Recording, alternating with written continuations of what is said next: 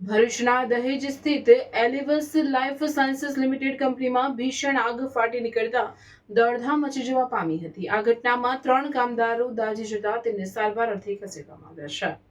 ભરૂચના દહેજ સ્થિત એલિવસ લાઈફ સાયન્સીસ લિમિટેડ કંપનીમાં ભીષણ આગ લાગવાની ઘટના સામે આવી છે। કંપનીના 6 નંબરના બિલ્ડિંગના 3જા માળે રાસાયણિક પ્રક્રિયા દરમિયાન અચાનક આગ ફાટી નીકળતા અફરાતફરી મચી ગઈ હતી। આગ લાગતા જ કંપની પ્રશાસને તાત્કાલિક ફાયર વિભાગને જાણ કરી હતી। આગના કારણે 3 કામદાર ઇજાગ્રસ્ત થયા હતા। પ્રાથમિક સારવાર માટે તેમને ભરૂચની સિવિલ હોસ્પિટલમાં ખસેડવામાં આવ્યા બાદ આગના કારણે 3 કામદાર ઇજાગ્રસ્ત થયા હતા। પ્રાથમિક સારવાર માટે તેમને ભરૂચની હોસ્પિટલમાં ખસેડવામાં આવ્યા બાદ વધુ સારવાર માટે વડોદરાની ખાનગી હોસ્પિટલમાં રિફર કરવામાં આવ્યા છે।